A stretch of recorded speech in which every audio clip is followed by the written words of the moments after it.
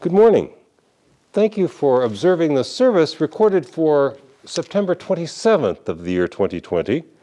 I will remove my mask if I may.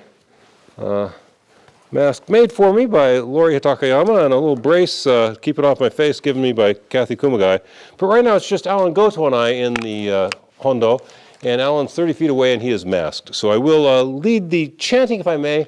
If you don't mind, please join me in the chanting of the Juseige. Namo Mita Butsu, Namanda Butsu, Namo Mita Butsu, Namanda Butsu, Namo Mita Butsu, Namanda Butsu, Namanda Butsu, Namo Mita Butsu, Namanda Butsu, Namanda Butsu, Namanda Butsu.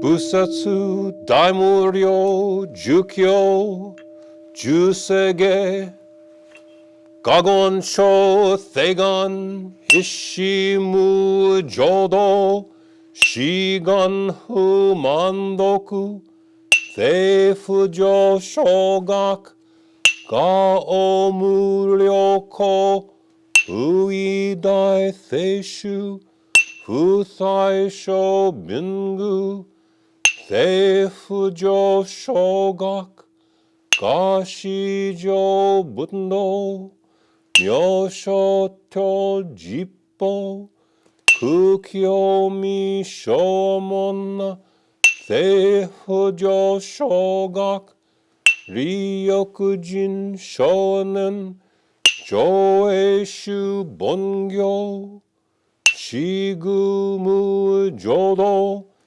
Isho Tenin Shi Jinrikien Daiko Fushomu Thaido Shoujo San Kumyo Kothai Shu Yakunan Kaihichi Eigen Meshikon Moan Hei Sokusho Akudo Tudatten Shumon Kotojo Manzoku Iyoro Jippo Nichigaten Shujuki Tenko Onfugen Ishu Kai Hodo Koseku Dokuho Jo Dai Shuchu Seppo Shishiku Kuyo Ithaya Button Kusokushu Tokuhon Ganne Yoman Tokui Sangayo Nyobutmu Gechi Tudatmi Husho Gangaku Eriki Toshi Sai Shoson Shiganya Koka Daisen no Kando Koku Sho Tenin Tochin Myoke Namandabu Namandabu Namandabu Namandabu Namandabu Namandabu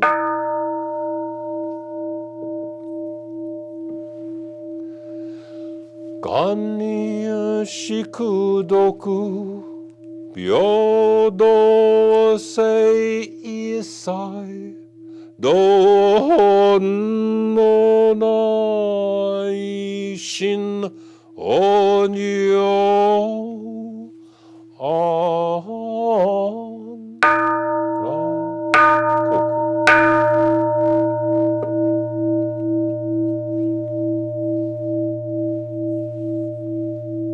Ra Koku Namandabu Namandabu Namandabu Namo Mita Butsu Namanda Butsu Namo Mita Butsu Namanda Butsu Namo Amida Butsu Namanda Butsu Namanda Butsu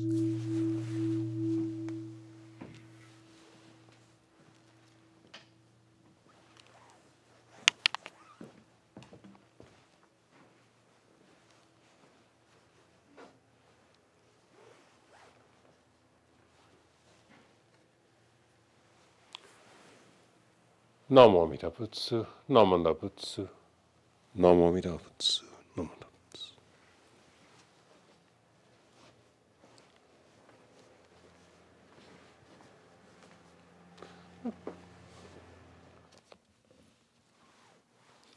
Well, good morning, and again, thank you for viewing this service. We are preparing for Sunday, September 27th of the year 2020. And I will continue with the Ohigan theme for third week in a row. Ohigan meaning the other shore of enlightenment, awakening to Buddhahood.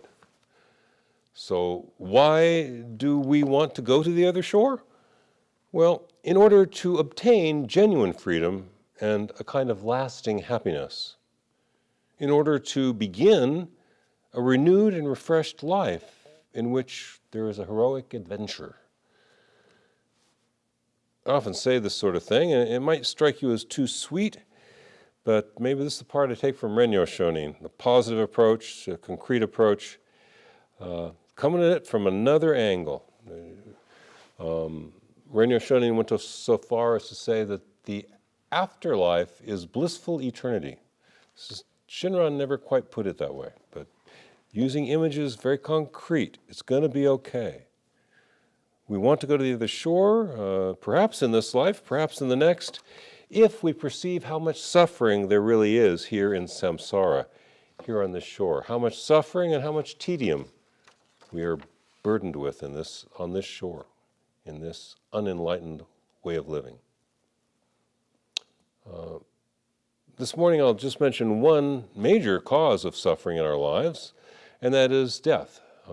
Here we're at a juncture. Was just yesterday we passed the 200,000th death from the COVID-19 here in the United States. Death is natural, but it's a bad thing for the family and the friends, and it's often a bad experience for the person who dies. But death need not be horrible. Last year when our members passed away, she had a stroke, and her son was holding one hand, her husband was at her side, I was holding the other hand, and she just left. She just wasn't there. It was such a gentle passing, we didn't know she was gone. We kind of looked at each other, her son and I, and then the nurse came in and said, yes, she just passed. So it can be gentle. I'm not a big Bing Crosby fan, but I like the way Bing Crosby died, which you may know. He died on the golf course. He was a golfer, and they finished the round. And here's his friends. He just finished the round, and so far as they knew, he was just fine. He looks at his buddies and goes, "That was a great game of golf." And he turns around and falls over dead. He was doing what he loved to do. That's a good way. That's a good way to pass. Some of us will have that gentle passing, but it's still hard for our friends and family who are left behind. We need to attain enlightenment because it will be liberation from suffering, including the suffering brought to us by death. We wish to escape this shore of samsara because it's tedious, spinning around and around. Samsara, the same old, same old. So remembering that what we call the other shore could be reached in this life, or in the next life, or the next, and giving no preference to one of those possibilities over another for the time being, how do we get to the other shore? Well, we get to the other shore, as I mentioned last week, by walking on the path we're on. Now, sometimes we find that we have to change paths. I was raised Roman Catholic. I was of a Soto Zen Buddhist orientation, along with a fondness for Aurobindo Gosei's integral yoga 52 years ago. And I've been a Jodo Shinshu Buddhist now for 47 years, something like that. 37 years, 37. So you might need to switch. I switched 3 times. You might need to switch on your path to enlightenment. You might have to change your religion altogether to find your way to liberation. If the Jodo Shinshu approach we take is not engaging your heart and mind, try something else. Try Soto Zen. Try the Unitarian Church. If Buddhism doesn't seem to click after a serious attempt at study and participation in the life of the temple, then maybe Hindu yoga. You might have to even change your religion But eventually, you will find a path that you're comfortable with, and then you have to stay on it. You have to walk that path. Our path, just saying the Buddha's name, being picked up and taken to where we need to go. We don't want to keep switching approaches. We'll never reach our destination. Eventually, we've got to find a path we can stick to. And most of us here and out there are on the Jodo Shinshu path, the Jodo Shinshu school, on the Pure Land stream of Mahayana Buddhism, the Nembutsu path, the path of recalling the Buddha's promise. This path is one in which we're taken up again and carried to where we need to go. And all we do is occasionally say aloud and reflect on silently the name of Amida Buddha in forms like Namo Amida Butsu, or I rely upon the source of limitless wisdom and endless life. Our path, the Jodo Shinshu path, is like one of those conveyor belts at the airport. If you get on the conveyor belt, and some of them are long, and some of them are short, right? But you'll see people like on those long ones that are like 75 yards holding their bag, right? Just put the bag down, right? The conveyor belt, take it there with you. You don't have to hold on to the bag. That's how we are.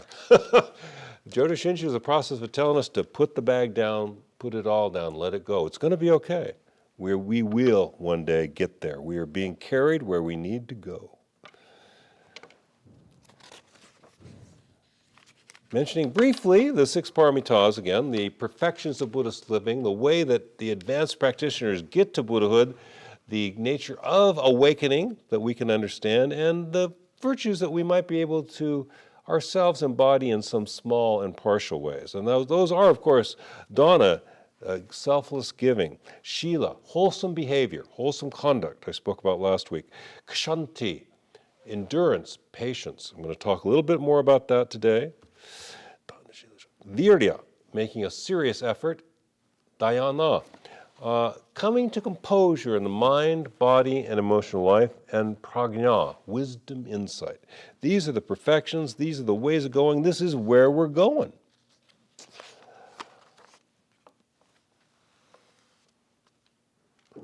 We have to conduct ourselves in this world. We have to live our lives.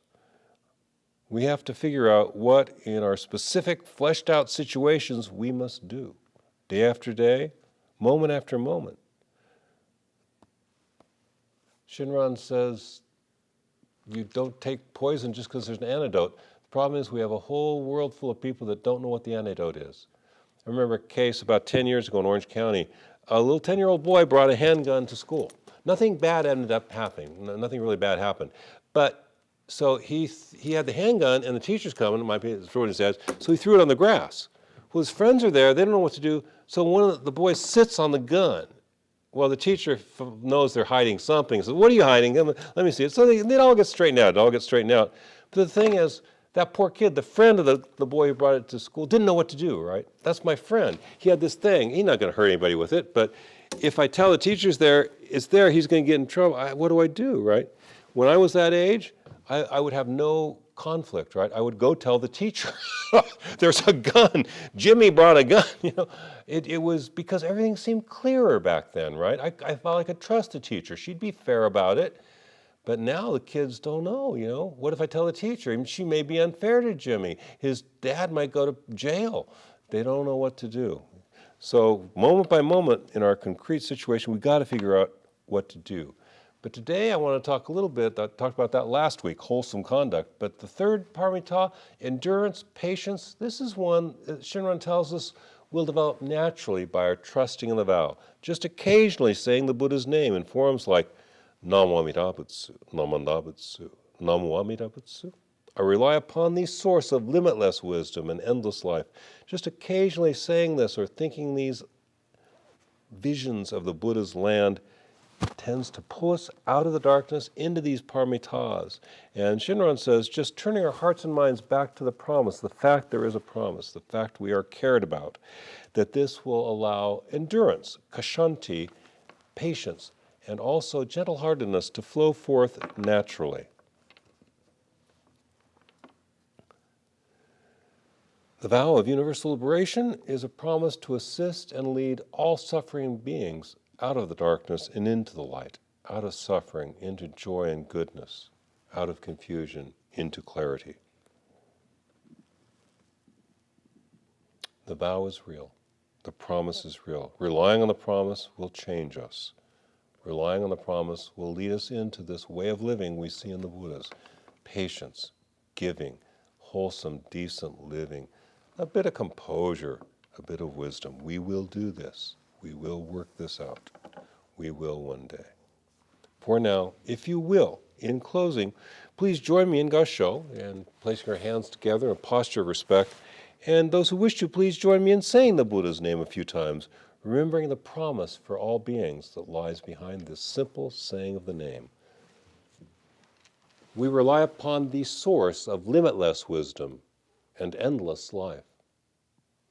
Namo Amida Butsu, Namo Amida Butsu, Namo Amida Butsu, Namo Amida Butsu, Namo Amida Butsu, Namo Amida Butsu, Namo Amida Butsu.